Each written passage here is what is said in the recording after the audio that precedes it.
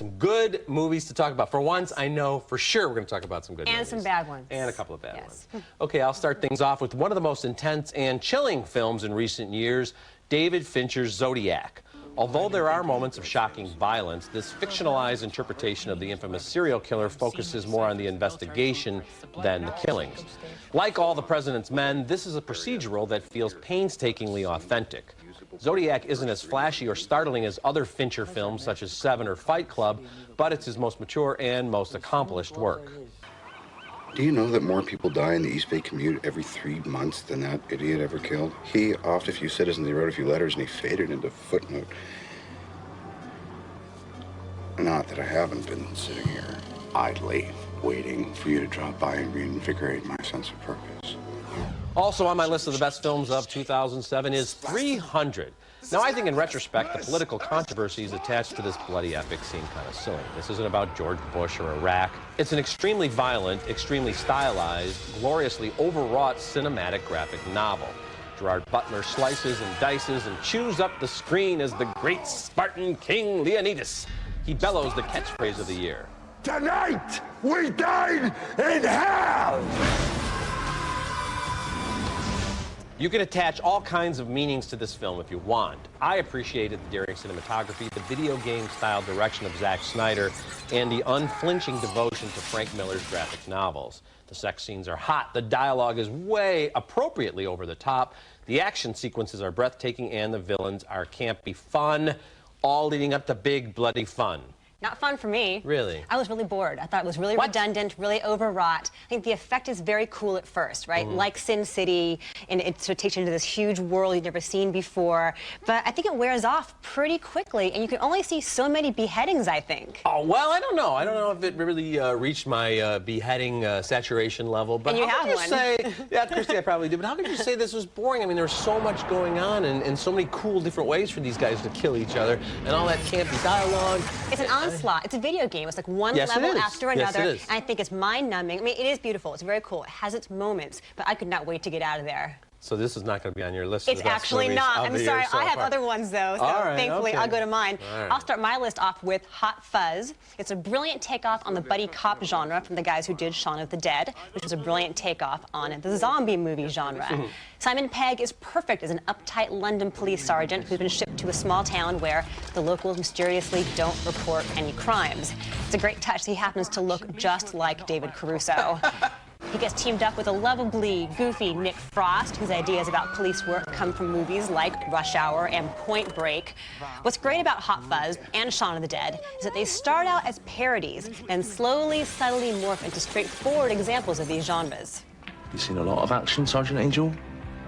I've experienced my fair share, yes. Did you cook any fools? Excuse me? Did you shoot anybody? He shot a crackhead with a Kalashnikov. Whoa. Where'd you get that? The offender had the Kalashnikov. Whoa. Where did he get that? My next choice is also extremely subtle, but in a very different way. It's Away from Her, starring a radiant Julie Christie as a woman succumbing to Alzheimer's disease. Now, this could have been maudlin and shamelessly heart-tugging. What writer-director Sarah Polley has done in her astonishingly confident feature debut is go in the opposite direction. She treats the subject in a stripped-down, matter-of-fact way, which actually makes it more powerful. Gordon Pinsent gives a moving performance as the husband who stays true to his longtime love, even though she barely knows who he is. If you ask that grim-looking lady over there nicely, she'll get you a cup of tea. I'm fine. I can leave you then. You can entertain yourself. Must still seem strange to you. But you'll be surprised how soon you get used to it.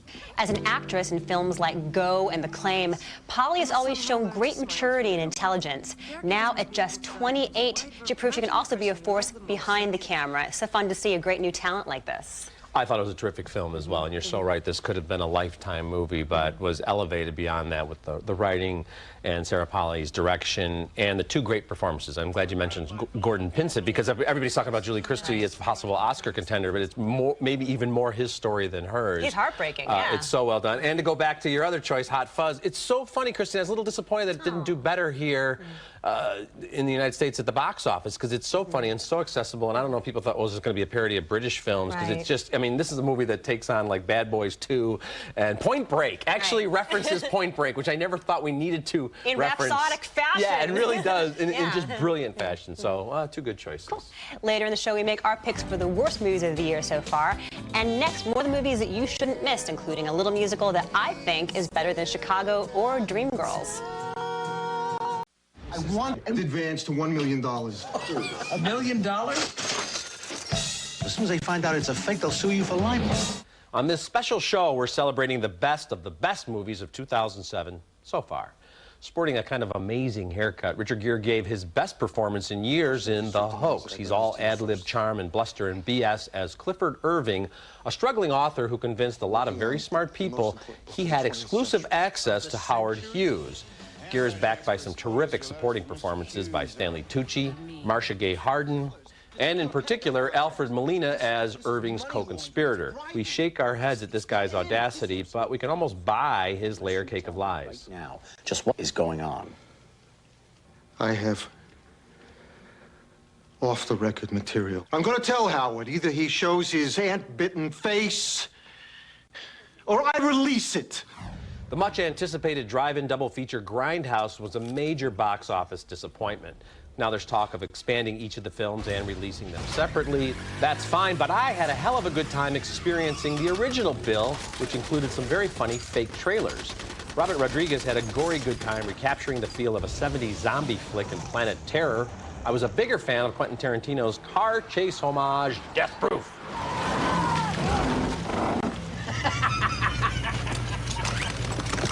Hey! Hey! Ladies! That was fun! Kurt Russell was a permatanned force as the beefy stuntman Mike. Death Proof also features some great dialogue, Tarantino style, and one of the best extended high-speed sequences ever filmed.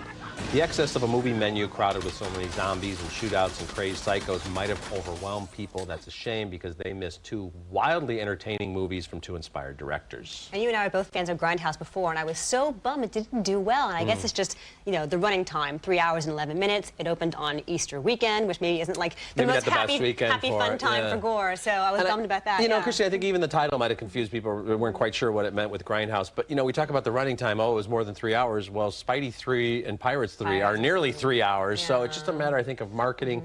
And one fashion or another, I'd like to see these films get the exposure they deserve. Also, Richard Gere in The Hoax, maybe his best work ever.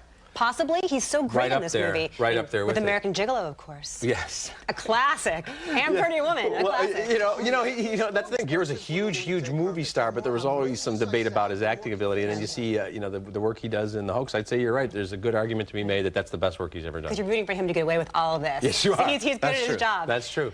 My next pick is a bit of a cheat since it technically came out last year for about a week or so, and it won the Oscar for Best Foreign Language Film. It's The Lives of Others, the stunning feature debut from German writer-director Florian Henkel von Donnersmarck, who shows the precision and confidence of a master. This gripping drama is about a playwright, his actress girlfriend, and the Stasi secret police captain who's been assigned to spy on them in 1980s East Berlin. Wussten alles. Wir wussten sogar, dass sie es unserer kleinen Christa nicht so richtig besorgen konnten. Dass Leute wie Sie wirklich mein Land geführt haben. Next up for me is Once, and I cannot sing its praises enough. Forget everything you know about the tried and true movie musical. Writer-director John Carney totally deconstructs it and reinvents it as something fresh, exciting, and alive. Irish singer-songwriter Glenn Hansard stars as a lovelorn street performer who finds himself in an unexpected friendship with a Czech immigrant, played by Markéta Irglova. While they're charmingly awkward just talking to each other, they share a love of music, and their collaborations are seamless. So what are you gonna do? I don't know.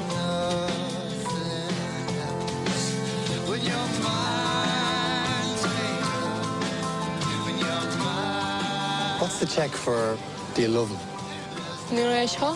No one ever bursts into song in the traditional sense in Once. The two characters, known only as guy and girl, just start tinkering and a tune emerges, which can be even more powerful, I think, than some big splashy showstopper. I'm right with you on this one, Christy. The only reason I don't have it on my list is because you have it on your list, and we didn't want to have Once twice, but I would, and you know, you did a beautiful job of explaining why this film is so terrific, and we've talked a little bit about some box office disappointments. This film has actually done very, very well per screen, and I love the fact that the music is getting Oscar talk, and that people who do see it are embracing it in the same manner you and I are. And as far as The Lives of Others, I agree with you as well. I had it on my top 10 list from films from last year. There's always that tricky thing where if a movie comes out in 2 theaters at the end of the year, is it really a 2006 release? So I think you're fine saying it's one of the best movies of this year. I'm putting it on my top 10 list this year, so it's all over the place. There you go. All right, coming up next, we give our picks for absolutely, positively the best movies of the year so far. Be sure to check out our new website for full-length video replays of each week's reviews 24 hours a day. Visit atthemoviestv.com, the online home of Ebert and Roeper. When you look at me, do you not think at all like, well, if he just never existed, I would have avoided a massive heap of trouble, you know? Absolutely not. I love you totally and completely. You're the best thing that ever happened to me. I'm the best thing that ever happened to you? Yeah. Now I just feel bad for you.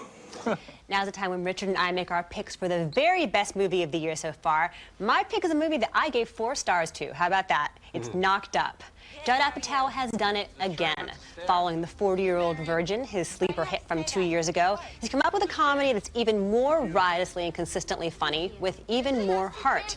As writer and director, he has an amazing ability to balance the raunchy with the sweet. I love your curly hair. It's so pretty. Do you like use product or anything? No, that's, I use Jew, it's called. You want to get out of here? Yeah, let's go. You want to come back and hang out at my place? Yes. Seth Rogen is hilarious as a slacker who has a drunken one-night stand with Katherine Heigl, who plays an up-and-coming entertainment reporter. 8 weeks later, she realizes she's pregnant, and the way everyone involved reacts to this news provides huge laughs. Am I going to be okay, man? Oh, who knows? Is anybody okay? I'm not okay. You're asking the wrong guy. Just don't ask me to lend you any money, you know? Can I just have some? No. At just over 2 hours, it's maybe a bit too long, but I had so much fun that I didn't even care. So with all the documentaries and foreign films and art films out there, you're saying that Knocked Up is the best movie you've seen so far My this main year. criterion is what makes me different when I walk out You know of what? it. I salute you for that. I give you a lot of credit for that. I think it's a terrific film as well, although I agree it's a little bit too long. But we talk about this year in and year out, Christy, how the Academy never recognizes comedies, how comedic performances are never rewarded, even though it's maybe harder to do comedy like this than it is to do drama. And Seth Rogen is so funny. Judd Apatow is now creating this niche where you have like old school style, really, really funny slapstick stuff, but also stuff that could be from a Nora Ephron screenplay about pregnancy and fears and sisters and all that good stuff as well. So you have these two genres clashing. But it's for guys, too. Beautifully, Like you yeah. said, Nora Ephron, it's not a chick flick. Apatow did the same thing with The 40-Year-Old Virgin. He just throws it all out there. And if you're going to film 2 hours worth of comedy, why not show it all there? It's smart and really so funny. Contemporary. You know, all the pop culture references don't feel gratuitous. Yeah, I like it's actually in the moment. Yeah. These characters talk about seeing Spider-Man 3, a movie that it's still going to be up against as it's playing in theaters. Very funny film. Okay, my pick for the best movie of the year so far is the small masterpiece called The Lookout. From the haunting opening sequence to the final, expertly rendered epilogue, this is a film experience I'll never forget. Joseph Gordon-Levitt gives a performance that equals Ryan Gosling's work last year in Half Nelson. He's a former Golden Boy reduced to a shadow of his former self by a near-fatal accident. Once upon a time, I had the perfect life.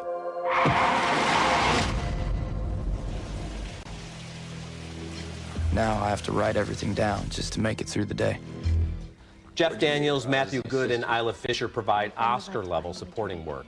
Director Scott Frank succeeds in creating a fascinating character study that morphs into a taut thriller. Why are you taking pictures of a bunch of banks? Because I'm gonna rob one of them. Well, we're gonna rob one of them. He's one of the best screenwriters around, and now he shows great promise as a director. The Lookout is never flashy, but it's always, always compelling. I love how you think it's going to be like a bank heist caper, but it's really a character drama, and it's so well acted, and you're right, everyone is great in it. And just Scott Frank has a really great ear also. We're talking about Judd Apatow, but Scott Frank as well is somebody who creates these really full, rich characters. Yeah. And again, you're rooting for them to pull this thing off. Yeah, you are. Well, you're rooting for this kid, and it's got, you know, some people have compared it to Memento, but it's not a jigsaw puzzle like that. It's not about how much he can remember when he needs to remember. It's not gimmicky. It's so authentic. It's got a great feel to it. The fact that it's in Kansas City, which I think is kind of neat. We don't see a lot of films set there. And you're right. Great directing, terrific writing. Talking about some pretty good films here. Good choice. Thank you. Now, on the other hand, coming up next, the movies that made us wish we'd just stay home. We each make our pick for the worst movie of the year so far, and each one is actually chock full of Oscar-nominated actors. Don't adjust my seat. Look, that's scientifically proved that you was adjusting my seat. That's not science. It is, and just let it go. Okay, we've talked about the very best of 2007. Now it's time for the worst. Now, from The Reaping to the Wendell Baker Story, from Vacancy to Because I Said So, I've already seen a lot of lousy movies this year, but nothing sucked as vigorously as Norbit. Eddie Murphy wallows in stereotypes and cheap jokes playing three characters. The bland little pushover named Norbit, the man who raised him, Mr. Wong, and most offensive of all, Norbit's wife, the hideous Rasputia. Look at you. See, most men like a woman that got little hair. You ain't got nothing. You just skin and bone, just sitting in a chair, all bones and skin. Oh, I feel sorry for you. Now, I'm not saying this woman is hideous because she's obese. I'm saying that's what the movie is saying. She's grotesque because she's hateful and stupid and vicious and ignorant. It's amazing how Murphy could create such a wonderful multi-character universe in The Nutty Professor and then do something as vile and unfunny as this film. I'm going to have to admit that I did not hate Norbit. And here's why. Get your coat at the door. I know, it's over for me. I have to admit, I laughed here and there. I have to say that Eddie crawling into the fat suit and doing all the different characters does show his range. And speaking of the fat suit, Rick Baker's makeup is amazing. You really think when Rasputia goes to the water park and she's in the pink bikini, you see rolls, you see dimples, you see cellulite. You don't want to see it. Well, there's an endorsement. No, they can put that on the DVD box. You see rolls, you see dimples. You know what? Actually, Christy, I will agree with you about the makeup. In fact, you know, early on in the film, I wasn't quite sure how many of those characters were being played by Eddie Murphy. The makeup is amazing. The rest of it is just dreadful. But also, I think Norbit is stupid, but it's trying to be stupid, and so on some weird, screwed up level, it's almost a success. See, that thing, it's being made by very smart people, and that's why I don't feel like it's just having a fun, stupid time, which I'm all for at the movies. I think it's hateful and mean-spirited and just ugly. I think my choice is actually worse because his aspirations are so much higher. Okay. My pick for the year's worst movie so far is Georgia Rule, or as I like to think of it, Lindsay Lohan's Gigli. It's only partly because it's as epically awful as that Bennifer bomb. Lohan's well-documented off-screen adventures are a huge distraction here, as Jennifer Lopez and Ben Affleck's were. Here she plays a stylish, troubled hellcat, which she also does in real life. But the bigger problem is that it's all over the place, and veteran director Gary Marshall never finds the right tone. Keep your dress on. I got you a job. What? Starts Monday. Just a brisk walk from here. I'll wake you at 7. I'm not working. One more rule. You live here, you work. Marshall veers wildly between wacky physical antics and heavy family melodrama.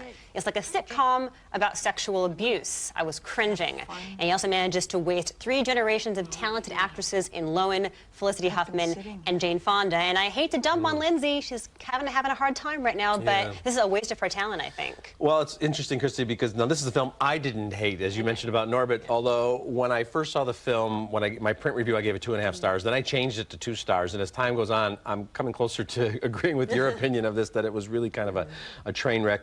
I do think, at least with Jane Fonda, it partially redeemed her work in Monster-in-Law. I'm talking about another bad Jennifer Lopez film. But you're right, I mean, the tone's very uneven here. With this and Because I Said So, they look like these great mother-daughter, like, female bonding movies. And, like, I hated everyone I knew walking out of there. Like, it's just mean, and it's just sad and crass, and so, like, not really what they're advertising, I don't think. Wasted opportunity. Okay, we'll be back to recap this week's show right after this.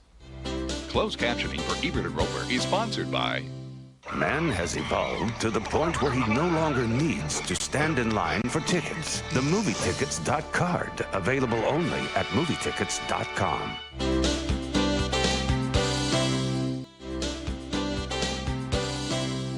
Okay, recapping our picks, the best movies of the year so far on my list, in no particular order, are Zodiac, 300, The Hoax, Grindhouse, and the best movie of the year so far, The Lookout. And my picks are Hot Fuzz, Away from Her, The Lives of Others, Once, and the best movie of the year, I think, so far, which is Knocked Up. And then, of course, the two to stay away from, Georgia Rule and Norbit. But, you know, Chrissy, the nice thing here is we're at the halfway point of the year, and we're talking about a lot of quality films before we get anywhere near the so-called Oscar season. Amid all the sequels and the blockbusters, there is some intelligent, good stuff out there. A lot of great stuff. Yes, like Knocked Up and Hot Fuzz. But that is actually smart on its own level. You're right, you're right. Thank you so much for joining me again on The Balcony. Appreciate it. Okay, that's it for this week. Until next week, The Balcony is closed.